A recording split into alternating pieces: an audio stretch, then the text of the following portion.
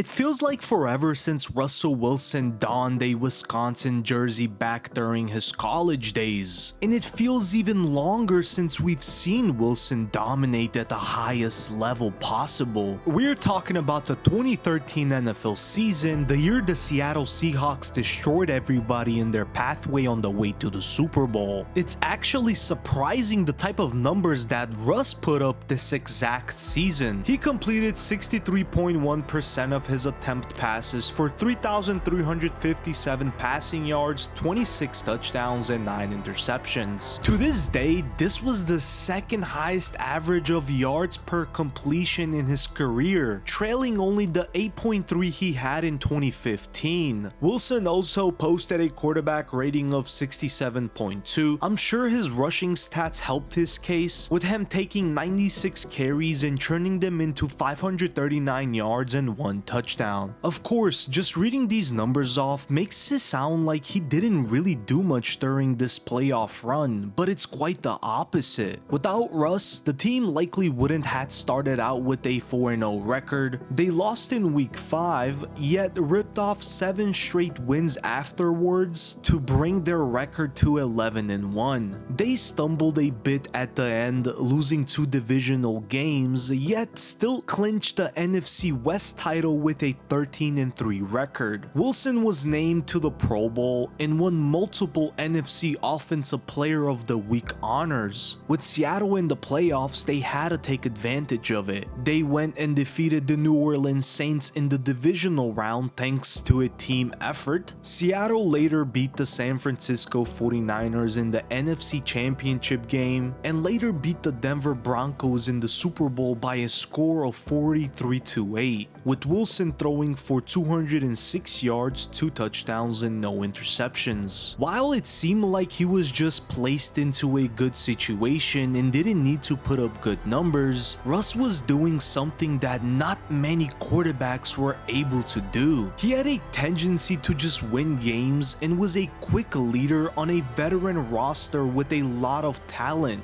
Plus, we can't forget that this was just Wilson's second season in the NFL after being drafted in the 3rd round of the 2012 NFL Draft, the 75th overall pick to be exact. Expectations weren't anything crazy, and yet he stepped up and delivered a Super Bowl in his 2nd season. Granted, he did play alongside some unbelievable talent, though I don't believe they win this Super Bowl without him at the helm. He had a calmness to him and a way of just finding ways to win ball games, which is a talent not many have in the NFL. Speaking of his talent, they were big names across the roster that just needed one player to take them to the next level, which happened to be Wilson. On the offensive end, you had Pro Bowl receivers in Golden Tate and Doug Baldwin. You also had Marshawn Lynch in the backfield, behind a Pro Bowl center in Max Unger. Their kicker Steven Hauschka was 4th in the league in scoring and 2nd in field goal percentage during the 2013 campaign, and that was just on the offense. Defensively, they were the league's top defense, being nicknamed the Legion of Boom. It featured names such as Richard Sherman, Michael Bennett, Bobby Wagner, Earl Thomas, and Cam Chancellor. Simply put, this team was ridiculously talented, and the addition of a great quarterback made them look unstoppable most of the time. So what happened? How come Russell Wilson went from being respected by all of his teammates, consistently winning big games, and taking home a Super Bowl in just his 2nd season, to falling out of grace with the Seahawks and struggling to regain his footsteps? Well, it all started with his last season in Seattle. The team was far from the Legion of Boom they had back in 2013, and Wilson was their biggest name left. Unfortunately, he battled a few different injuries and he wasn't bouncing back in the same way. Eventually, the team wanted to cut ties with him and move on, trading him to the Denver Broncos in exchange for 2 first-round picks, 2 second-round picks, and a 5th-round pick, Drew Lock, Shelby Harris, and Noah Fent. This was a deal that the Seattle Seahawks couldn't refuse, and it gave them everything they needed to move forward and away from Wilson. For Denver, they got a Super Bowl winning quarterback to help them. At least that was the hope. In his first season with the Broncos, Russ didn't play well at all. Sure, the coaching didn't help, but Wilson threw for 3,524 yards, 16 touchdowns, and 11 interceptions with only 277 rushing in